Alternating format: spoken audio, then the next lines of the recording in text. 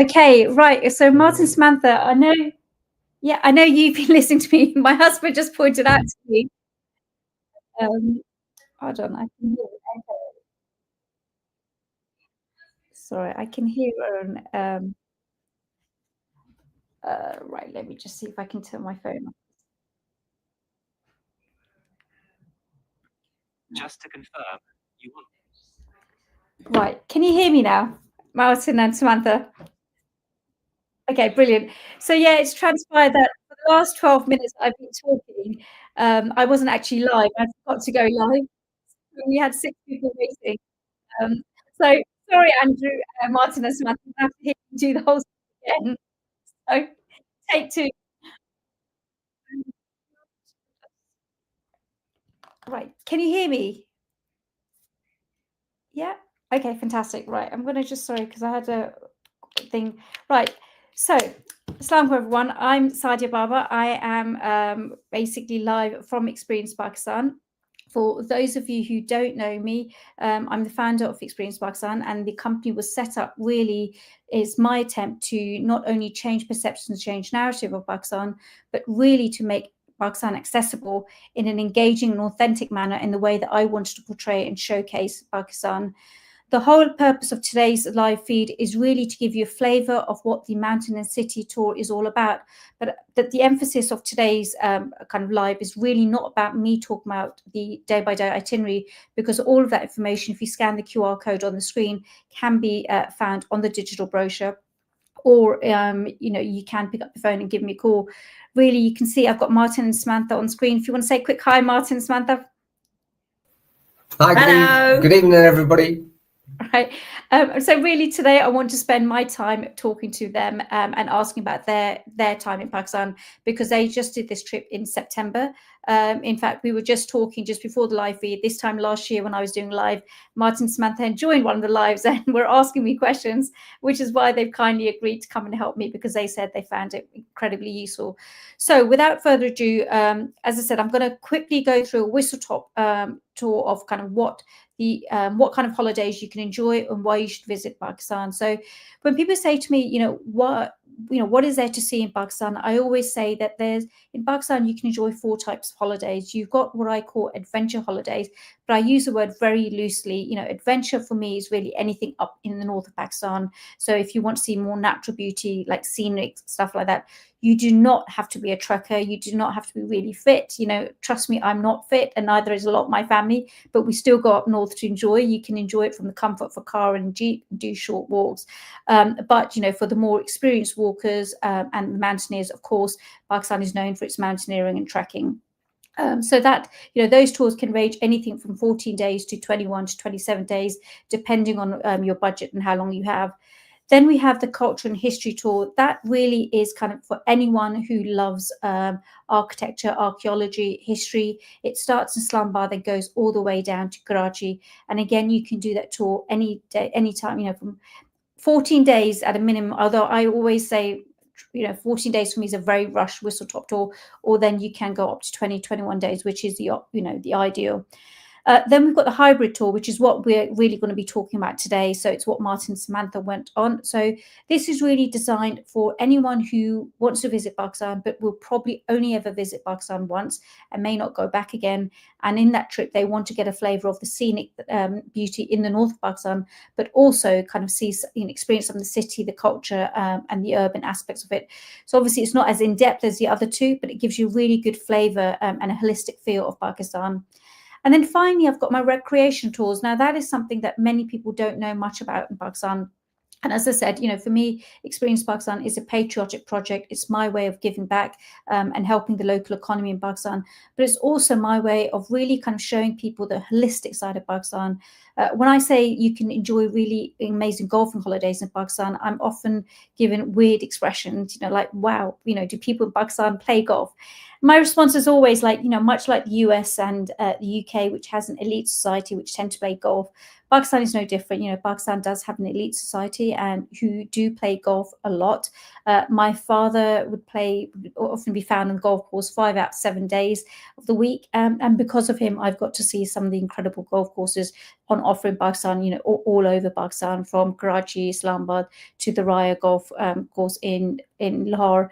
And something else which people don't know, but, Samantha and Martin can probably second this, that when you go up north, you can see that because of the serenity of the mountains, it's almost made it's for a detox experience, for a yoga's retreat or a Pilates retreat. And so I'm delighted that we have got a collaboration. I'll do a separate live feed on that with at the Ambience Hotel, where we've created the ultimate detox experience. So there's things like that are on offer in Pakistan. But when the question again I get asked sometimes is, when is the best time to visit Pakistan? And I always say, well, it all depends on the kind of itinerary and the kind of tour you're doing. On the left is a map which kind of shows some of the different routes and places that you get to cover when you do the Northern Adventure Tour. Sorry, I've just got a comment here. Okay, so that basically is kind of up in the north. Now the winters are harsh in the north, so I always say the best time to do is, if you can do it from April if you want to enjoy the cherry blossom season. However, when you go in April, not all the places are open, so the itinerary or the places you can see are limited. The optimum time really is to go is June or then September and October. The reason I say I avoid July and August, it's not that you can't go. Of course you can go, but July, August tends to be when the locals in Pakistan are on summer holidays. And of course, everyone then from, domestic tourism goes up north to escape the heat. So you can find you'll be stuck in kind of traffic jams and congestion, and the bazaars can be extremely busy and not as pleasant as when you go off peak. Then on the right, we've got the route map for the Cultural Heritage Tour, which, as I said, starts in Islamabad and ends in Karachi. Now, theoretically, you can do that tour all year round. However, more from a sensibility perspective, I tend to say the best time to do that is really from middle to end of October up until probably the end of February or maybe March. And one of the key reasons being is because when you start going from kind of this part of Pakistan, so like kind of the south Punjab right down to Sindh, the temperatures can get extremely hot in the summer months. We're talking about mid to high 40s. A lot of these places here don't have shade. They're open spaces with archaeology sites. So from a health and safety perspective, I don't particularly think it's wise. That said, it is your choice, but obviously I'm here to advise you on what I think the best options are. As I said, though, today we're talking about the hybrid kind of or what I refer to as the mountain and city tour. That can be done over a 14-day period right up until up to about 21, 22 days periods. Again, it's down to budget and down to how much time you have. But I always say if you can do it a bit longer, what it enables you to do is have rest days. And I'm sure Martin and Samantha, when we talk about the how long each of the drives are, can kind of add to that. So what I've done here on the right, I've just highlighted some of the places you get to see. There'll be a lot more that you get to see, but you land in the capital, Islamabad. And Islamabad is home to Faisal Mosque. That's one of many, many different sites you get to see. And then up in the north, you've got Nanga Parbat, Bazuka and Baltit Fort. So these are some of the sites you get to see around here. And then when you go down to Lahore, Badshahi Mosque is one of several sites you get to see. Now, over here, you'll see there's Peshawar, which is my home city. It's a city that I'm very fond of. It is perfectly safe. However, the FCDO does permanently have it as a city not to visit unless you have to. And that's mainly because of its geographic location, because this here, pink, is where you've got Afghanistan. And because of that, I think the lazy protocol is, rather than say, well, you can go there, but don't go within X kilometers of the border, they've just written the whole city off. Many of my clients have been to Peshawar and they've said it's one of their favorite cities and they've absolutely loved it. Martin and Samantha on this occasion didn't go. And the main reason being is I don't think, and they can verify this, I don't think it was a safety question on that. Would that be fair to say, Martin and Samantha? It wasn't safety necessarily, but I think we had a concern with the travel insurance because the FCDO puts it on a no-go zone. Our travel insurance was going to increase by a very, very substantial amount, and it just didn't make sense to do that. And what with the option to have a slightly adjusted trip itinerary, it just made more sense to do it that way. Yeah, and that's absolutely, you know, that's why I put Bashar there as a dotted line, because as Martin has quite rightly said, is that unfortunately you do have to get separate insurance for that. Battleface and Campbell Irvine cover that. However, it is a hefty premium for about £450 because you can't just get insurance for the 2 days during Bashar. You have to do it for the whole trip. So yeah, as you can imagine, that's adding a hefty premium to the trip. You know, I never take it personally because I'm always saying, look, it's completely up to you, and I completely understand. So as I said, the full itinerary, there's a QR code on the screen, so you can scan that to download and get the detailed day by day. But I just thought I'd do a whistle-top kind of showcase of what the itinerary entails. And I have used all of Martin and Samantha's pictures that they have kindly shared with me, so that you can get a real true flavour of their holiday, rather than me using photoshopped or edited pictures to make things look perhaps nicer than they actually are. So, you know, this is a list of a number of different sites you see in Islamabad. But as I said, I'm not going to go through each of the details, but you've got a flavour. On day 2, now, when you do just the northern trips by themselves, there are options that you can go up north by road. But with this hybrid tour specifically, we don't provide that option. We actually provide domestic flights for you to kind of fly back and forth, mainly because when you go by road, it takes 2 days to get up to Hunza. So you can imagine that if you were to do this itinerary, for argument's sake, on a 14-day trip, that's 4 days of your trip gone. So from a practicality perspective, it just doesn't make sense. So we fly you on day 2, you fly to Skardu, and it is about an hour's flight to get there. And then you've got half the day kind of to do some of the sightseeing there.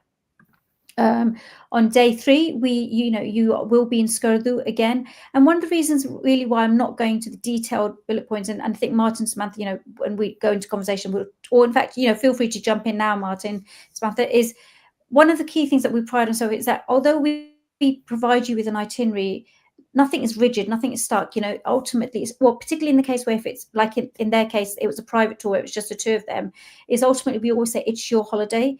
We are here to facilitate, but ultimately it has to serve what you want to do. And quite often when our clients are in Pakistan and then with the guide, it's very natural when you're in the country, you might see things that maybe we haven't covered off in the itinerary and you want to do. So therefore, a lot of the day by day schedule is quite fluid, and it's really up to you and how much you want to see and how little you want to see. Would you say that's fair, Martin, Samantha?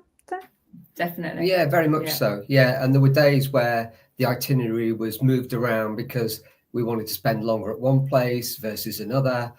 So it was very, very flexible, we found. Yeah.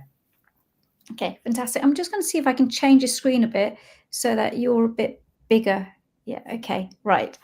Okay, so that's day 3. And then day 4, again, another day in Skardu. So that you've got a picture of Martin Samantha at Kaplu Fort. And, you know, there's Skardu the north, along with its natural beauty, has got a lot of things like the forts and historical sites that are, you know, kind of, I think, often overlooked when everyone talks about north and talks about trekking. But I mean, again, Martin Samantha, because you're not trekkers, you know, you did the holiday like I would do, which was enjoying the scenery, but you know, not perhaps doing hardcore trekking. We are definitely not trekkers or mountaineers. No, we are fair weather holiday makers.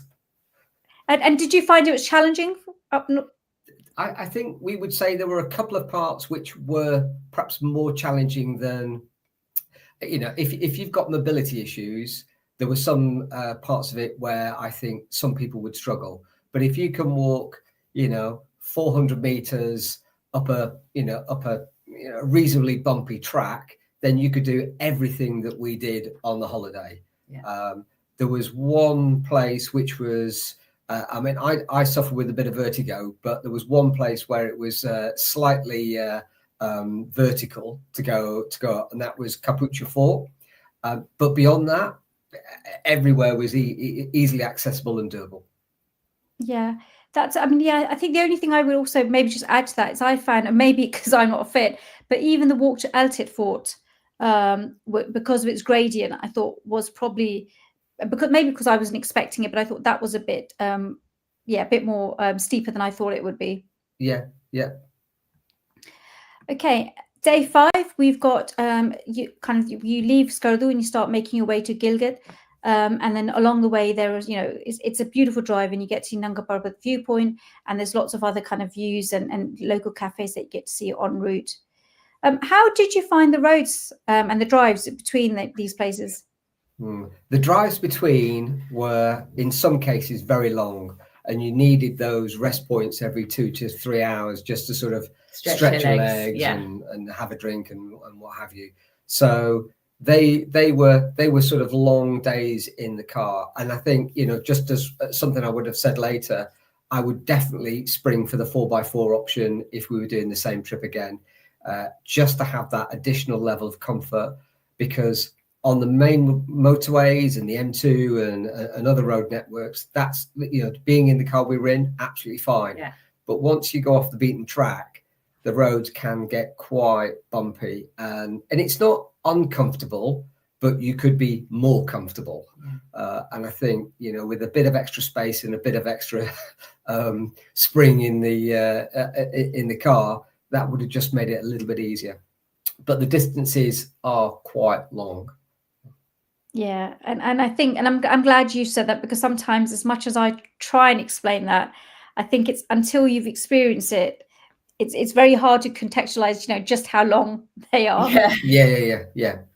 I think if people have done, coach trips and other journeys, you almost know what to expect. We've been lucky enough to travel in, to lots of places. So if you've been on a Kenya safari, you are bouncing around. These roads are no different, but in lots of places, Lahore, Islamabad, and in between those on the main road network, absolutely no problem. It's only when you go off the beaten track. Yeah. Okay.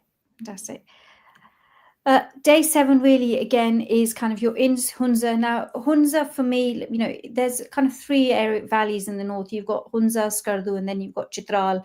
And if I were to rank it, I would probably say Hunza for me is up there, followed by Skardu, and then probably Chitral. Chitral, I think, as much as I'm here to promote Pakistan, and I think Chitral is, if you want the Kailash Valley, is worth experience once. But Hunza is definitely a place that I would go back again and again, just because of how beautiful it is, and the culture and the food, and if I had the luxury of having spare cash, I'd probably have a holiday home or apartment there. I mean, how did you find Hunza? I mean, because between Hunza and Skardu, how would you compare the two? So that's interesting, actually. Well, we stayed on the outskirts of Skardu, didn't we? We did, yeah. So we were in a very, very nice hotel, the Himmel Hotel, if I remember rightly. It is a fabulous hotel with amazing views of the mountaintops and the river right beside you, and you can get some, fabulous photos. The downside of being there is that you are so remote. It adds about an hour onto your journey each day, and that's each way. So we had a very long journey, 4 hours to go and see the mosque and some other locations. But then we had 4 hours back. But that added, we had an hour added each way on our journey. Whereas if we'd stayed more central in Skardu, I think that might have been a better location for us. But with Hunza, we were there. We were So slap bang in the centre, and you're right at the top of the hill. So you look out of your room and you're getting some amazing views. It really was nice. Yeah. The downside of that hilltop, I think it's Hilltop Hotel in Hunza, is it's not quite as plush as the one you're staying in Himmel. So you've got that sort of, there's a bit of a trade-off. Yeah, it's interesting because we had a number of different clients up in the north this year, and again I think we got the same feedback that Him was a beautiful hotel, but it is a bit far. And I think the problem we had was that there were no options at the time. Now that said, since you've been, there is a new hotel that's just opened in Skardu, the IFX hotel. So now moving forward, we're using that for the very reason it's not as plush as Himmel. I think but it saves that that 1 hour or 2 hour commute of going either way.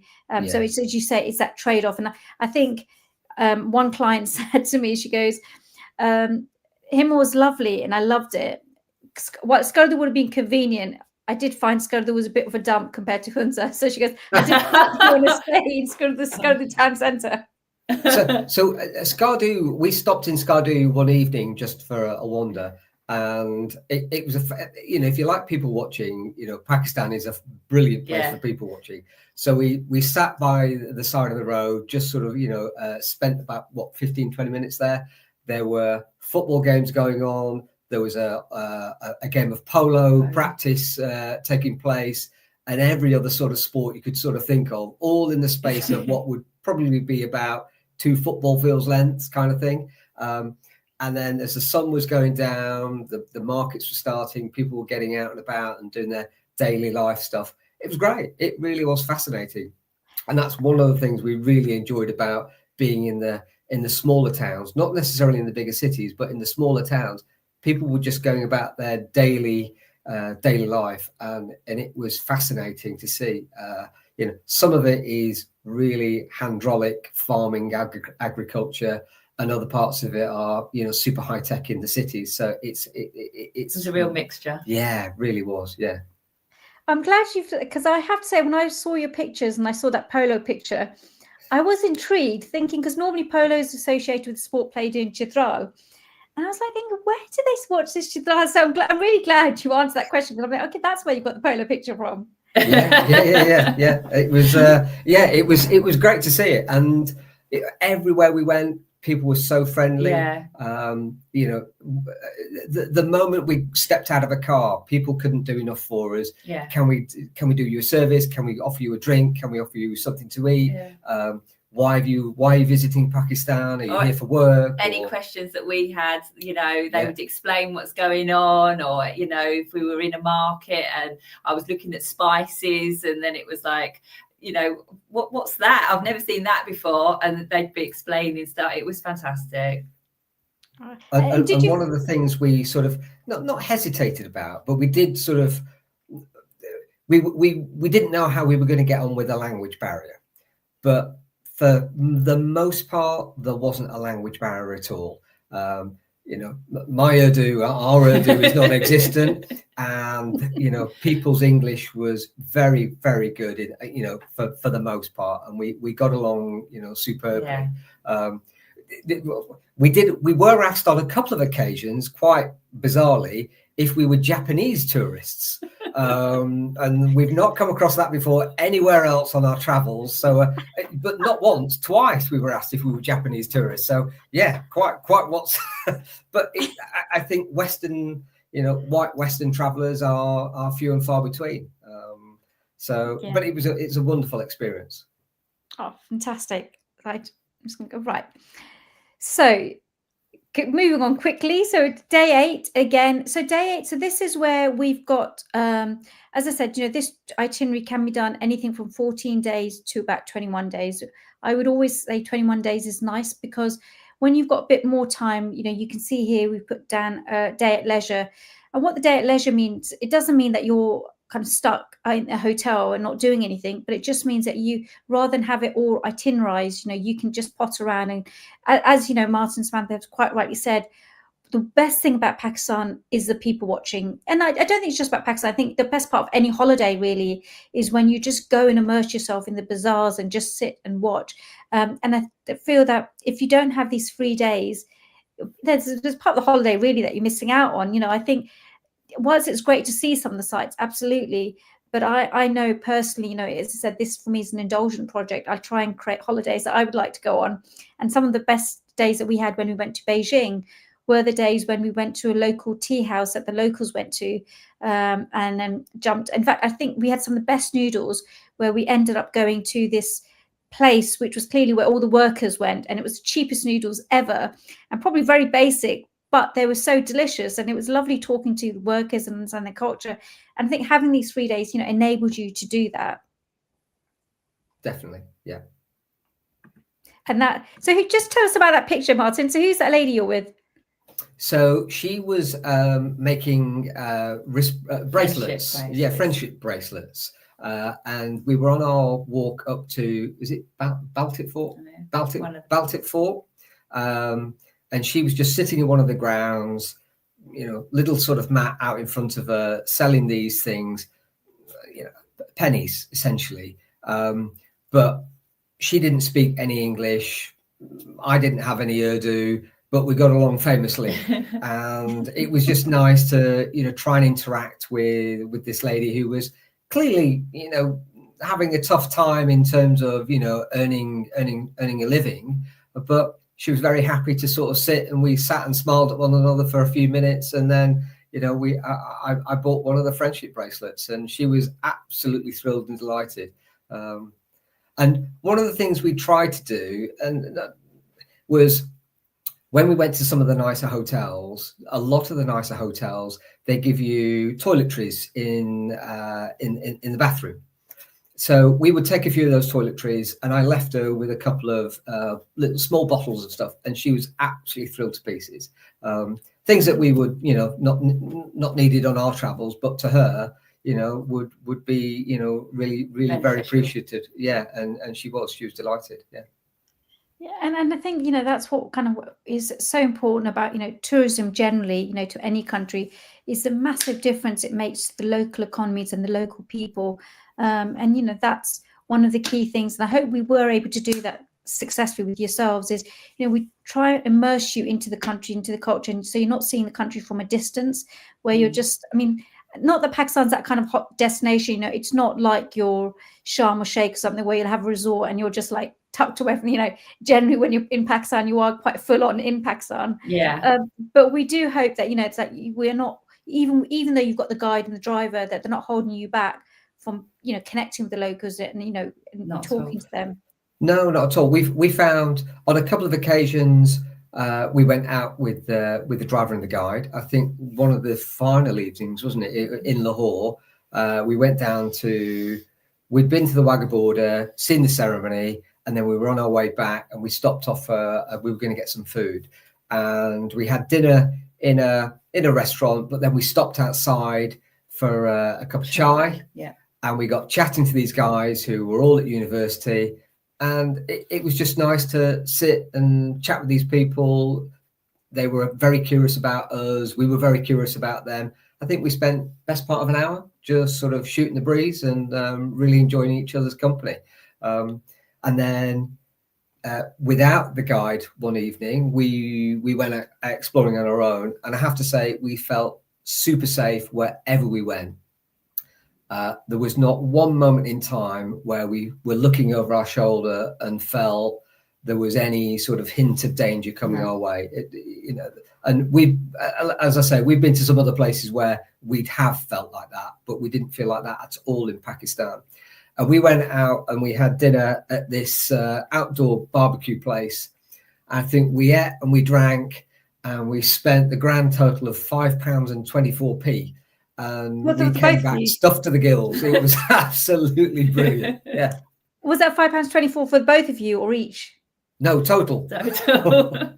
Amazing. Well, I have got a question here. Food being cooked in front of us. The guy was running over and getting some of the breads from the bakery across the road, so they were fresh. We could see them being baked. It was just a really delightful evening and beautiful warm weather. So, Martin, I've got one question, or Samantha, either of you can answer this. So this is from Faraz. He's saying, how did you find the spice of the food and manage the deli belly? Or did you get the deli belly? So I didn't get deli belly from any of the food. I did have a dodgy stomach, but that's because I had some yogurt for breakfast one morning in one of the main hotels, and that did not agree with me. But in terms of when we were out, the local street food, we sampled a whole variety of things and didn't have any problem whatsoever. Yeah. And I don't think we had any problem with the spice. No, I was going to say, we would ask them if it was spicy, but most of the time they would say, no, it wasn't. Or if we had chosen something spicy, they would say, oh yeah, that is going to be very hot, sort of thing. but on the whole, we tried everything, didn't we? And it was all right. I think in Islamabad, we went to a restaurant just opposite the hotel, and it was the Kabul restaurant. And we got chatting to the guy, and so the butchery happens just outside the front of the restaurant, so you know it's really fresh that's coming in and being cooked. And then the guy said to us, "Do you want it spicy or not so spicy?" But and I think we had medium spice on that one. Yeah. But no problems whatsoever with the food on the whole. Oh, More barbecue than I ever imagined, actually. One of the things I didn't expect in Pakistan was the amount of barbecue there was, and it was all really delicious. And did you find that the food that you found in Pakistan is very different to what you see like in a typical restaurant here in the UK? Yeah, I mean, I think we thought we were going to be having more curries, but as Martin says, it was more barbecue restaurants that were there, or it was, Chinese restaurants. Yes. It was like everything apart from like Indian curry like houses. And then we were talking to some people, sort of saying, "Oh, we were hoping to have a curry tonight, and then they said, "Yes, but you're in Pakistan, and when we're in Pakistan, we don't want to go out and have the curries that we have at home. We want to go out and have like alternative food." So that's why we couldn't find curry houses. So when he explained it like that, I was sort of like, "Oh yeah, it makes sense," So actually, as you say, we had a lot of like barbecue meats and stuff like that, really. Okay, brilliant. So day 10, we kind of continue to see Upper Hunza. What did you so this is Suspension Bridge. It's very popular. I think if you were to Google YouTube for adrenaline junkies, because of of actually how swingy, I don't know what the right word is, but I don't know if swingy is not a word, but because it does swing, and because the gaps between them are quite big, and because if you were to take a slip and fall, it's ice cold glacier water that you'd fall into. Did you cross that bridge? I did. I went about halfway. I thought if I can get halfway, it's just a long walk back if I go all the way. So I went halfway, got the picture, came back. There is a fair amount of movement, but it's not sort of so dramatic that it's that it would cause you a problem. The gaps between are quite significant, so you do have to watch where your foot goes. They make you wear a life jacket. You're not allowed to cross without a life jacket, we were told. So we put that on. I think if I had fallen in, the level of the water would probably have about reached my knees. In some places, it was quite low water at some points. But and there's a zip line that goes next door to it. If you are the adrenaline junkie, you can do the zip line, but we didn't bother with that. They had to do the whole like crossing of the bridge in order to get to the other side to do the zip line back. I've seen that. So clearly you guys didn't do it then. No, we thought we'd say that. It was that was the first thing we did on that morning. We went, and there is quite a steep walk down to the bridge. So again, if you've got that mobility issue, you might find that a bit more challenging, because it's a fairly long, steep walk back up. It's not a climb; it's a walk back up. But if you've got a mobility issue, you might struggle with that, because there's no way you're getting down there with a scooter or anything like that. That's just not going to happen. And but it's a beautiful place. And then later on, we went over to the Pasu Glacier. And then the view looking down onto the bridge, it looks like matchsticks. It is tiny. And so the view across the whole valley was just superb. Fantastic. And did you try, because obviously on the walk towards the suspension bridge, you've got lots of local businesses selling honey and kind of the local, I think, apricots and like, did you buy any, or did you try any of the honey there? It was too early. I think we were there for around about 8:30, something like that. And so the local businesses were still closed. Fair enough. And then day 11 kind of on this, so you're kind of now coming to 2/3 of the trip. So you leave from Gilgit and you go back to Islamabad. And because the flights tend to be in the morning, so they're typically around 9 or 10 o'clock in the morning. So that when you do return, again, Taxila is one of the UNESCO World Heritage Sites, and it's kind of known for its Buddhist kind of heritage and history. Having said that, there are some clients who just aren't interested in that. So again, that's not a problem because there are alternatives that we can arrange. Is this something, I can't remember, Martin, from your itinerary, is this something you did? No, we went to Taxila, but we didn't fly back down. We drove back down. We came over Babusa Top, which I wouldn't have missed at all. It was superb. The drive up the mountain was incredible. And you're into low gears by the time you get to the top, and you're sort of struggling behind all of these great big lorries laden with everything under the sun. But obviously, from the flooding damage earlier in the year, that was quite significant. And some of the roads were really washed out, and the bridges were damaged. So there were alternative ways of getting up the mountain. But it was. I think I wrote in a few notes, it was almost like the Lake District. You're going from an area which is quite dry and brown to lush green meadows, which are covered with sheep and goats and livestock. And the valleys are sort of rising up to the sort of right and left of you. And it's very, very picturesque. The landscape just changes all the time.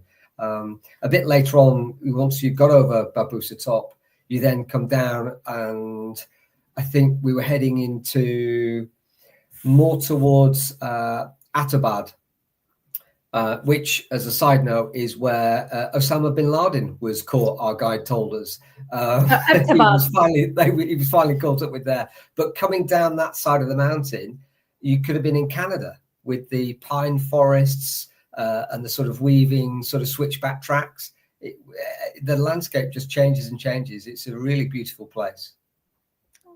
And did you find that was a surprise? Because often, when you growing up in this country and you think of, Pakistan or India, you tend to have this very one-dimensional perspective that it's just a hot country and it might, be very dense, and then it might be arid or dry. And just because you actually, because you did the hybrids, you got to see, the holistic perspective of Pakistan. So was that a big surprise to you in terms of the variety of topography on offer? Absolutely. Yeah. Absolutely. It was not what we expected at all. No, I think if you'd asked me before the trip, what did I expect of Pakistan? I think I would have sort of described something like the three mountain ranges with a very dry, brown sort of scrub desert with not a lot going on. And then Islamabad and Lahore as the cities, and probably not a lot in between. But you couldn't get further from that.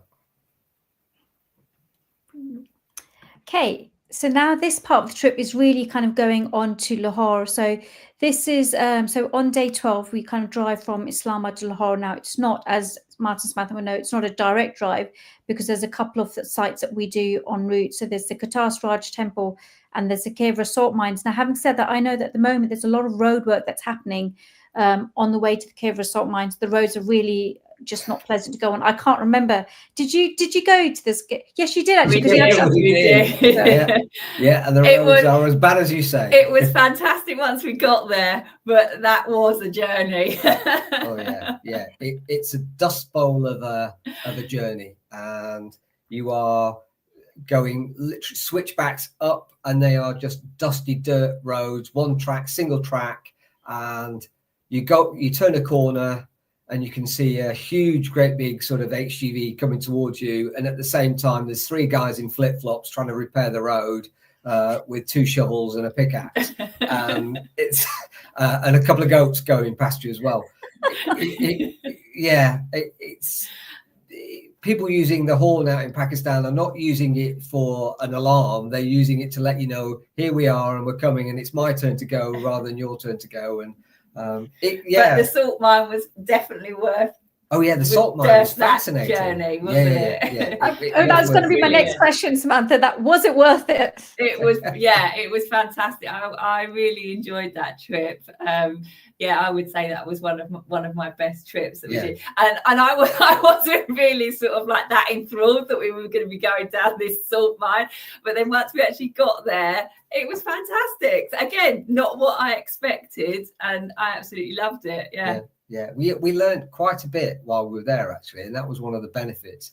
There was only the two of us. The guide was able to sort of spend plenty of time with us and explaining things. We'd never heard of red salt before, which was sort of the commercial grade salt. We have, actually. It's grit, and we use it all the time in the winter. And so very sort of simple, obvious things like that. The Himalayan salt comes out of the Kawira mine. It's just relabeled Himalayan salt. So yeah, it was, and the inside is incredible. All the sculptures. Yeah, really fascinating place. Yeah, I mean, I took the kids, and there's a family. We went in 2019, and as you say, I didn't really know what to expect. But to be fair, I think they've done a really good job. The way they've done it and the way they maintain it. Are the infrastructure to get there, which hopefully will be resolved. Yeah. Okay. So day 13, it's really kind of, a whole day in Lahore now, as Martin and Samantha will really tell you, or there is so much to see and do and in Lahore. And I think sometimes people don't realize just how big, if you think about Islamabad is a beautiful capital, but it's fairly small. A day and a half, 2 days, probably max in Islamabad is enough because everything's quite close by. You can get around it. But Lahore, actually, it's a vast city, and depending on where you are, drives can take up to 45 minutes to an hour, not just because of distance, but also because of the horrendous traffic and the congestion. So that's why, I always say to everyone, all my clients, that if you are able to, we have the shortened version of the itinerary for 14 days where you can do Lahore in 2.5 days. But I kind of find that becomes more of an Instagrammable holiday where all you're doing is going down checklists and checking off that, you've been there. You're not actually experiencing the country, the city itself. And the best way to experience Lahore is to at least have 4 days, if not 5, so that you've got some days where maybe you can either spread out what you're seeing, but also, or just have the free day where you can do, as I think Martin Spank, you said that, there are some evenings where you did venture out on your own and you did your own thing, which I'm sure, I think it was in Lahore, wasn't it, where you met the students and you spoke to them? No, that was in... Oh, actually, no. Yes, you're right. Yeah, it was Lahore where we met the students. Yes, yeah. And it's experiences like that if you can just stretch it out, it enables you to do that rather than feel you've just done everything and then just zip back to Islam and come back and felt really that you haven't really experienced the city itself. And then, tell me about the Varga border. So on to day 14, obviously, amongst all the other things, the Varga border. For me, the way I describe the Varga border, it's a bit like changing of the guard at Buckingham Palace. It's a lot of theatre, it's a lot of drama, between the Indian-Pakistani borders, but it's all really well, good spirited. There's a lot of fun on both sides. Yeah, it's like changing of the guard inside Wembley Stadium. Yeah.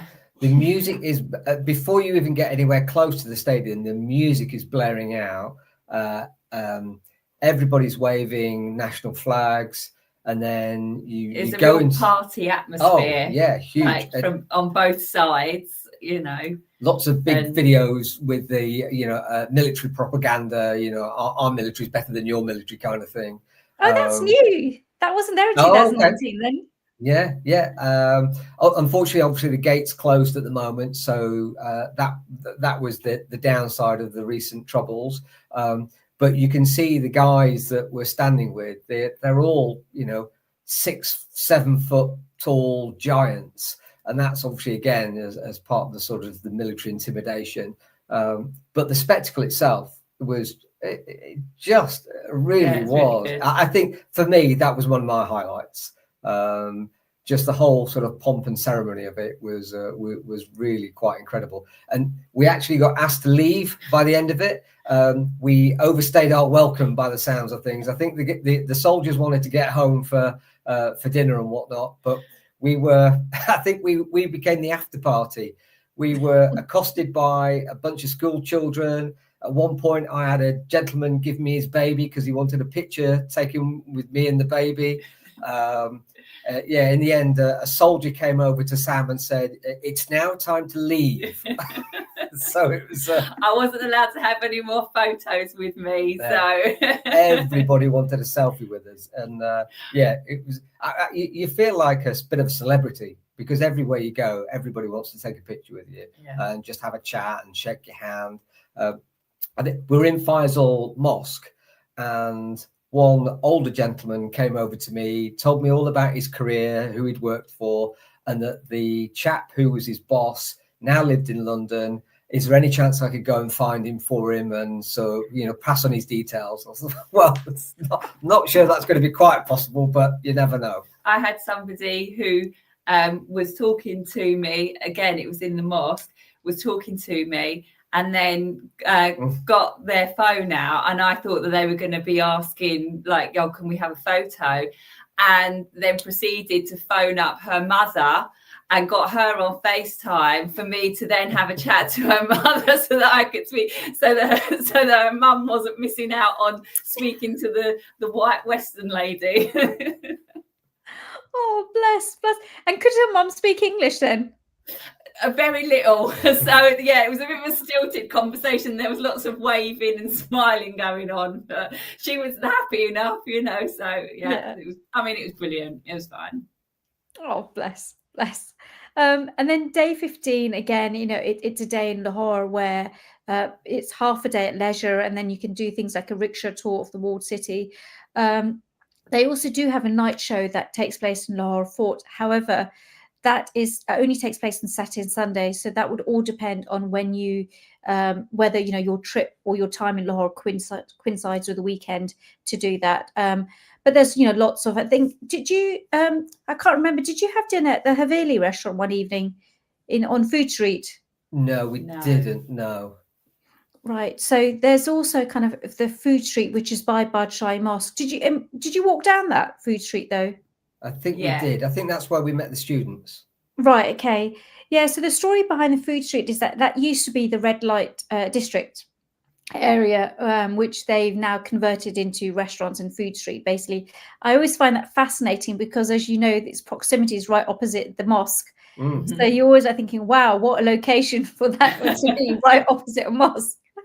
But I suppose that's kind of where the slums perhaps were at the time, and where their community settled. And then we basically on day 16 kind of start making our journey back to Lahore, and this time around we go via Rohtas Fort, which is one of the UNESCO World Heritage Sites. Did you go to Rohtas Fort on your way back?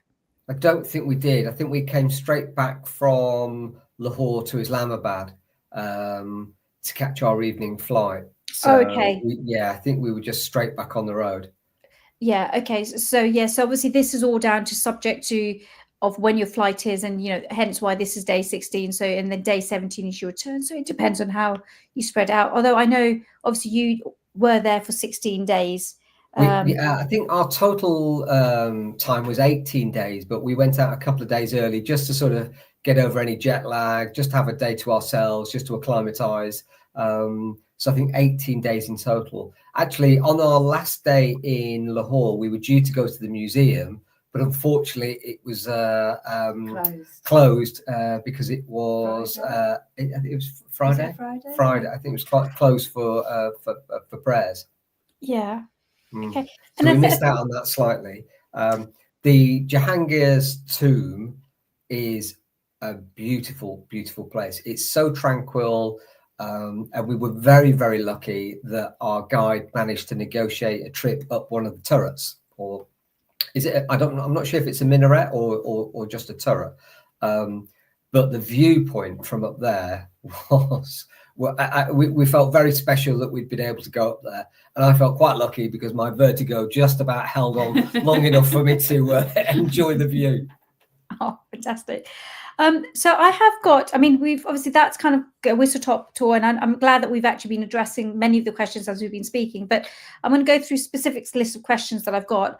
I can see that we've got 4 people watching right now. So please, if there's any of you that have a specific question for Martin, Samantha, or even myself, please feel free to write it in the comments box, and then we'll look to try and attempt to answer it. Before I go through the list of questions, I think just before we went live, let's talk about the first question, which is visas. Okay, visas is a big bugbear for most people traveling to any country. But tell me about your visa experience with Pakistan. So for the most part, it was really, really simple. The only problem I had when I was doing the application is that I couldn't get my photo to load. So it's an online, so step back a second. It's an online process. It's free to do. And you do it, I think, no more than 30 days before your travel starts, because otherwise that starts eating into your visa expiry date. I think it lasts for 60 or 90 days. I can't remember. 90 days. 90 days. Yeah. So that is all fantastic, it being free and it's all done online. The actual online process itself is very straightforward. You've just got to have, name and address and all of that usual kind of stuff. The only problem I encountered was when I was trying to load our photograph, and we realized, having made numerous attempts where it wasn't going to be acceptable, that the file format wasn't in an acceptable format. As soon as we changed that, it was done and dusted, and I think I got a reply back within 24 hours. So really, what format did you say? I think it was JPEG. I think it needed to be in the JPEG format. Okay, fantastic. And so yeah, it was straightforward. We've been to other countries where you have to go and have an interview. You've got to give every sort of descendant's passport details that you've ever known, and then you're waiting for 3 weeks for it to come back, and it costs you £250 for the pleasure. Whereas this, by comparison, was quite straightforward. And I think that's kind of what I want to stress. Luckily the tourism kind of board in Pakistan have been listening to us, because often we give them feedback and we say, look, promoting tourism to Pakistan is challenging enough, and having a complicated visa system, an expensive visa system, is just adding more barriers. So I'm delighted that they've taken that on board, and as you say, for 163 different countries around the world, visas free. And as you say, in the main, 80% of the times, actually, it's very straightforward.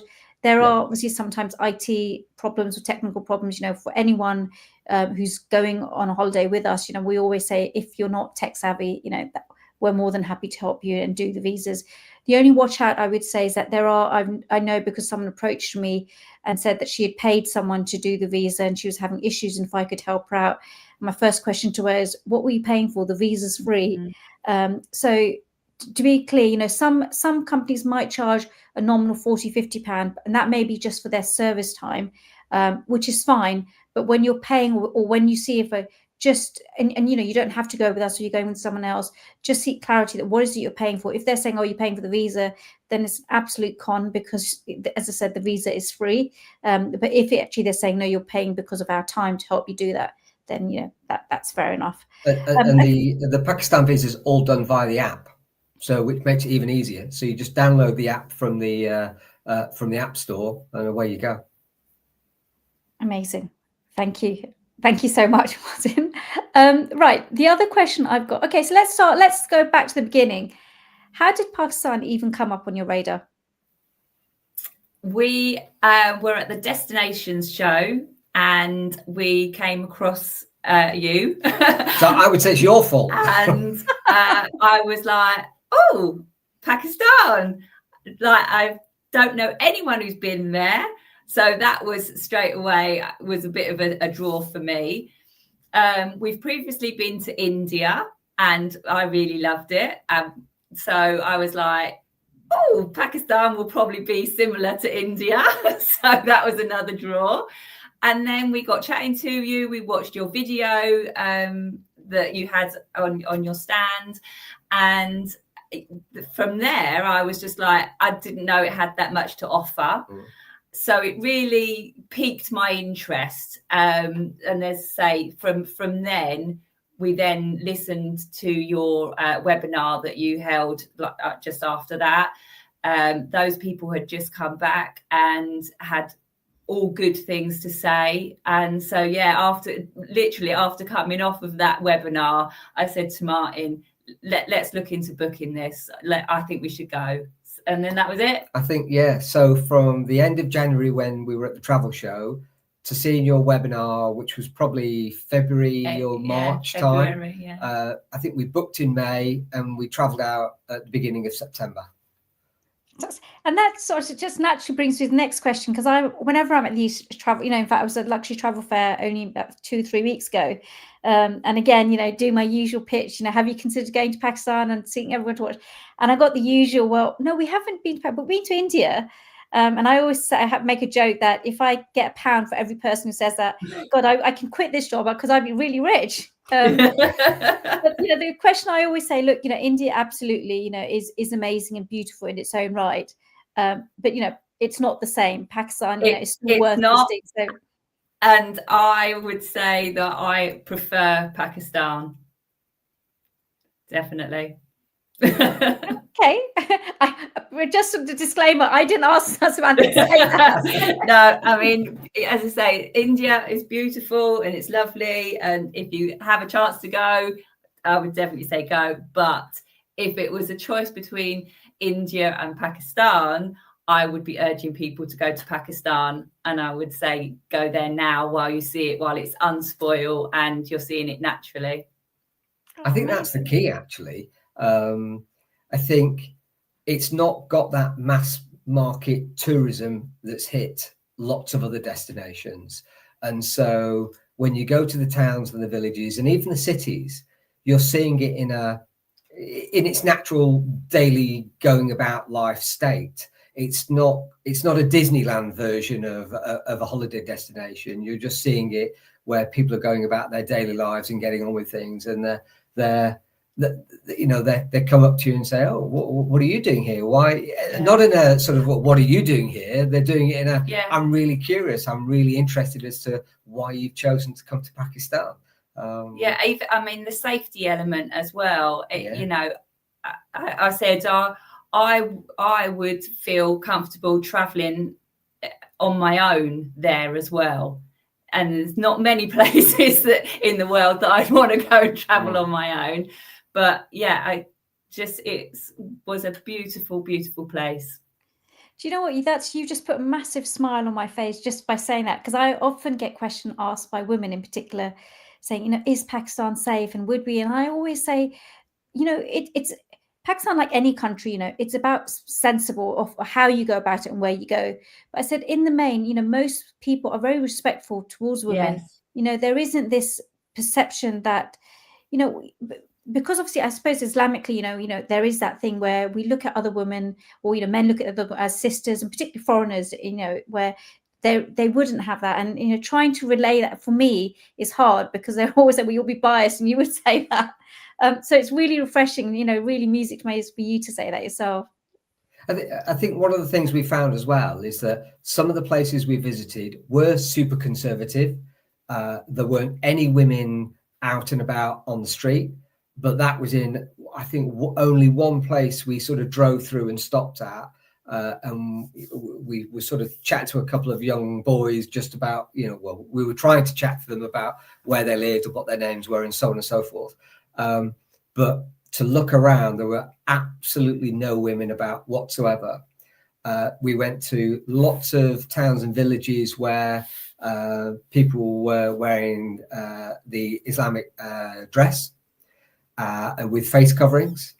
And we went to lots of places where women were wearing whatever they wanted to wear without face coverings. And so there was a whole spectrum. And we sort of asked the driver, and the guide and the driver, they were from the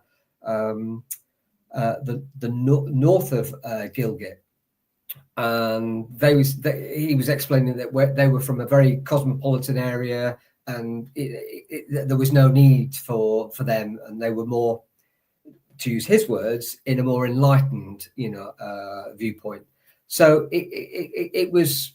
It wasn't everybody was walking around in burqas and rushing away from us, We did find a little bit though that the men would approach me before they approached Sam, if indeed they approached Sam at all. Yeah.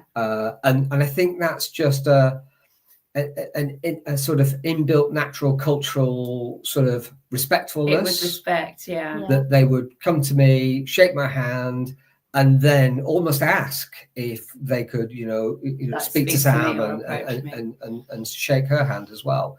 That's definitely a cultural thing where it would be deemed disrespectful to go straight to speak to you, because obviously they would see it from their perspective that they wouldn't like a stranger, a man, coming speak to their wife, and it's and that mutual respect. So going on to the next question is, okay, this is for you, Martin, first, and then Samantha. Actually, no, let's do the order. So Samantha, you can answer the question first, and then Martin. What were your favourite moments, and then what was your least favourite moment? So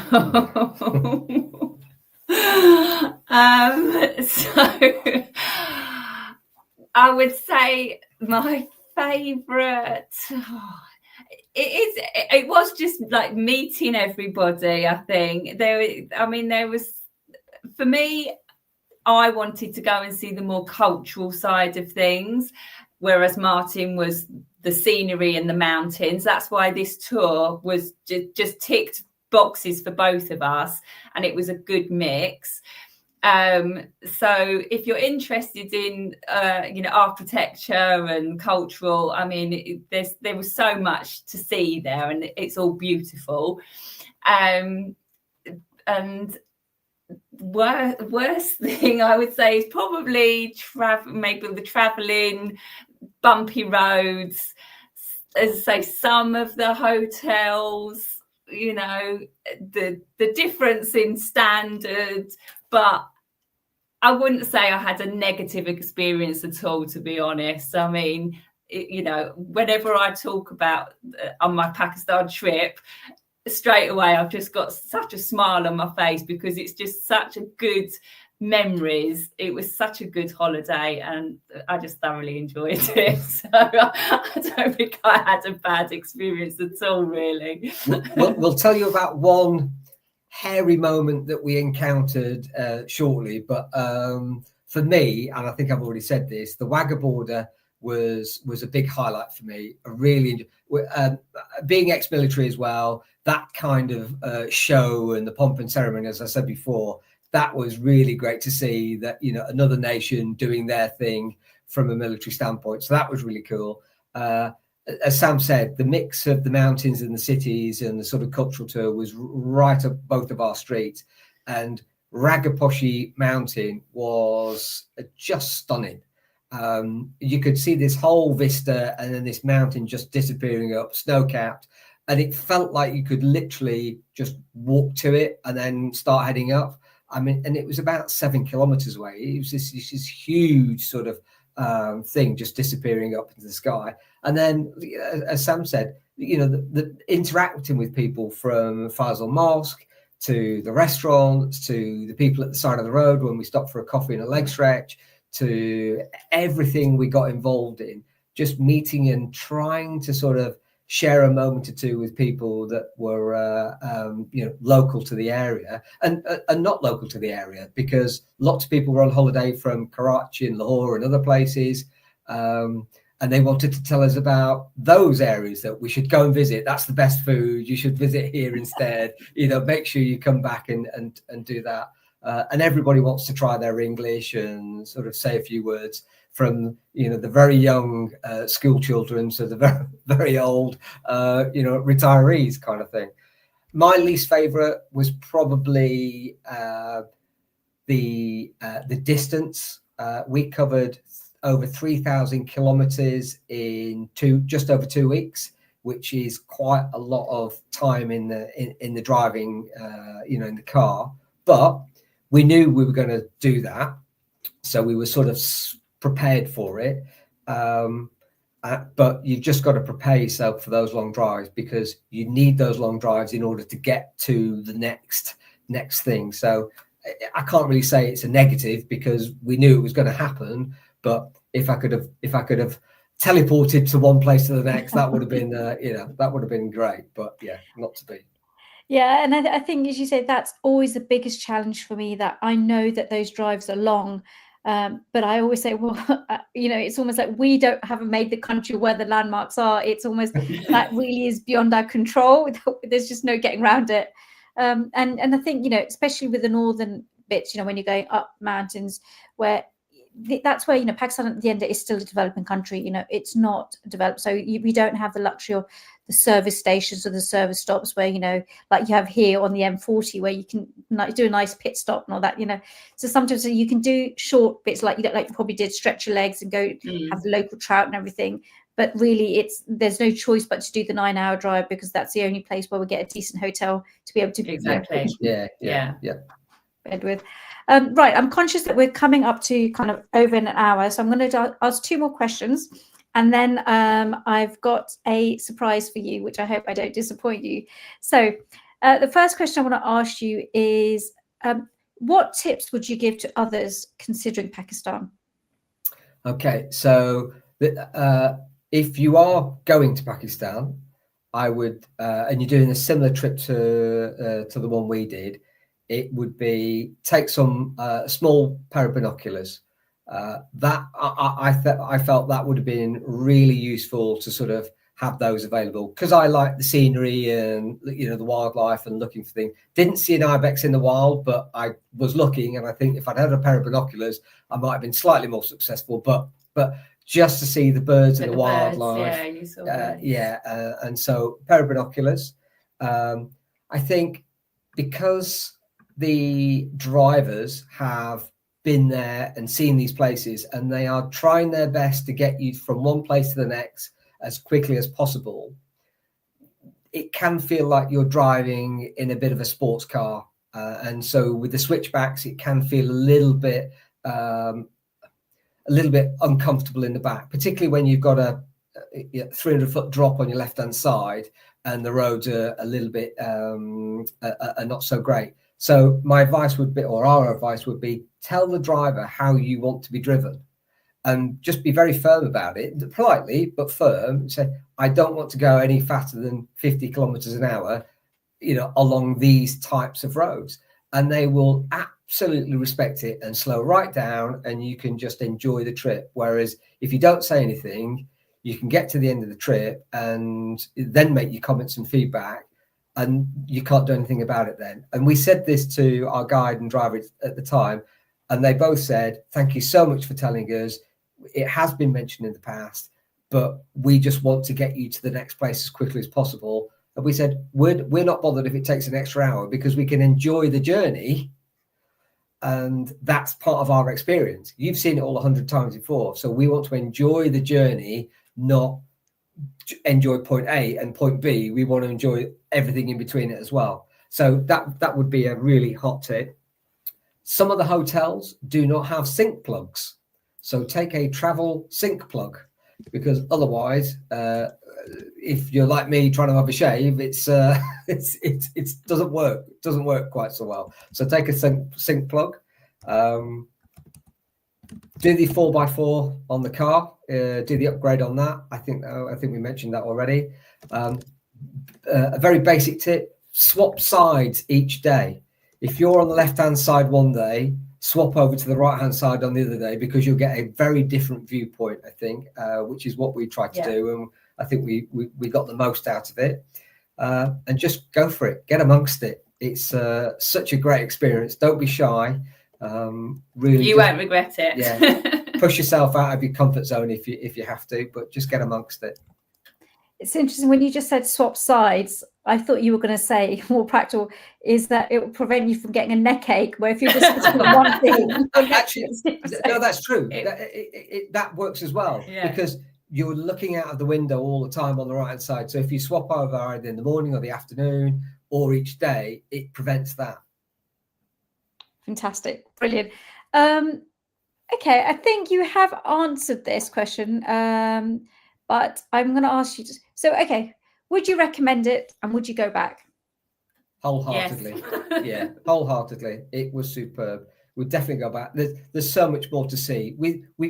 I mean, even going back to the north I wouldn't turn that down.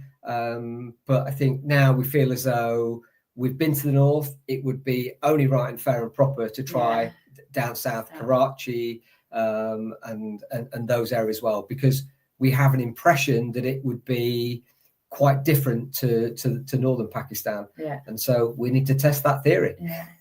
It's very different. I mean, Karachi is very much London, like your metropolitan city. But aside from the cuisine, because as actually that's something we haven't touched on. Just be really quick about it. Is, you know, often you think about Pakistani food and you always think, oh, it's spicy. It's not. But when I went up north in kind of, you know, when I used to go, but also in 2019 to Hunza, I was surprised in terms of actually how bland the food was. Where it was, you know, I found kind of influenced by the Chinese, where it was a lot more broth and soup based and noodles, and they had the yak meat. Did you find the same, that, you know, it wasn't quite Pakistani food as we know it? I wouldn't say that we had really any sort of spicy foods or anything like that. I mean, we are reasonably adventurous anyway in terms of our food and having street food and spices, but there was nothing that was out of the ordinary or extreme.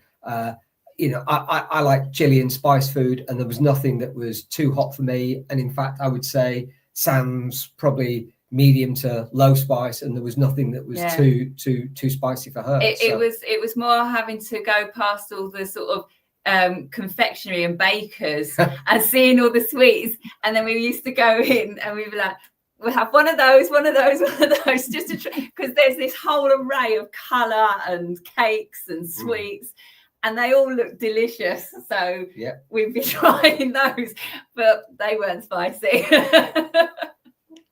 Brilliant. And actually, sorry, I keep saying that this is my last question, but this is for Samantha.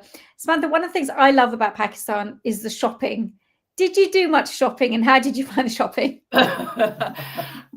Yes, I do like shopping. And it wasn't really until towards the end, was it, when we were in Lahore? And and so Lahore, I could have spent days there doing shopping, but actually I limited myself, and I only bought a few like sort of cashmere shawls and things like that. I could have bought a lot more, but unfortunately the weight on my suitcase wouldn't allow me to. But I could definitely spend a lot of money in Lahore. We could have gone with an empty suitcase and filled it and brought it back. Some of the I mean, you know, even for me, I like a shop as much as the next person, and I came back with quite a few pieces actually. There's a lot of the fake goods out there, if that's your thing, but you know, I came back with a whole variety of bits and pieces, you know, that I will wear with great pride. Oh, fantastic! Well, hopefully I'll see you at Destinations London, where in one of those one of the items you wore. Well, I did come back with one of the is it a Pashtun hat? I won't be wearing my sandals that I bought. It's probably the weather's not quite right for that in February. Maybe the hat though, because that's very warm. We've got some really great memories and mementos. Fantastic. Just before I sign off and show you the surprise, I just want to kid you not, I just had a couple of clients who went to Lahore. There were a couple of Sikh ladies, so they went for the religious tour, but also to sightsee and do that. And they did do shopping. In fact, they ended up getting an extra suitcase of 30 kg because that's how much shopping they did. I can well imagine. Brilliant.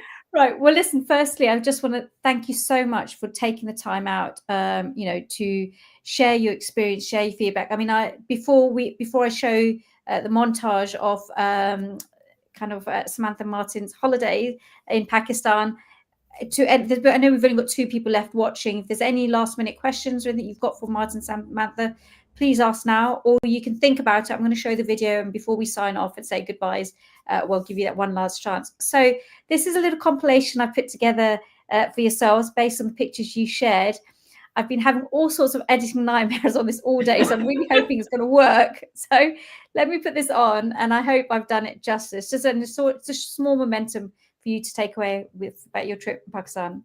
Thank you so much. And can I say thank you so much to Faraz's very kind comment as well. Pleasure. Okay.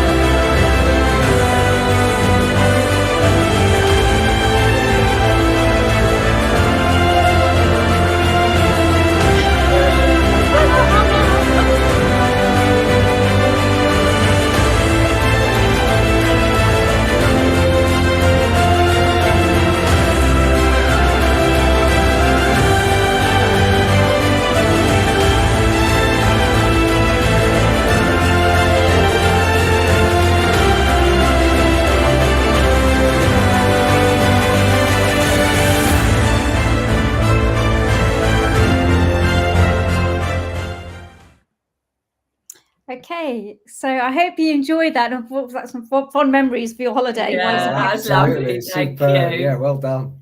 I'll share that with you separately, so you've got it for your record. That's very kind. Thank you. But yeah, so I think there's no more questions. Nothing's come up in the comments box. So again, just a huge thank you, really, from me on behalf of Pakistan and its people, because you've said such lovely things about Pakistan and our people, and ultimately, that's what Xperience Pakistan really is all about. It's about changing perception, changing narrative, and showing people that actually we are extremely hospitable and friendly people, and the country is not how it's depicted. It's not perfect, but it's no more dangerous, I would say, than the UK or the US or any other country for that matter. Yeah. I will let you go. Have a lovely evening. And thank you again. Much. And as I said, I will hopefully see you at Destinations London or one of the other shows. Look forward to it. And we look forward to welcoming you back to Pakistan whenever you're ready. Yeah, definitely look forward to that as well. Just remember to go with an airline where you've got extra weight allowance. Yes. All right, good night and take care. Thank you. Bye. Bye. Thank you, everyone, for those of you who joined. I hope you enjoyed it, and I hope you found it useful. If you are watching this as a recording where the live is finished, you can always drop me an email on info@xperiencepakistan.co.uk or leave a comment in the comments box, and I will happily address those questions. Thank you again for those of you who have watched the whole live. I'm conscious we went over an hour, but I hope you found it useful. And any suggestions or tips of any other live videos you'd like to see or topics discussed, please let me know, because I'm always here really to serve you and to try and make Pakistan as accessible as possible. Thank you so much, and goodbye.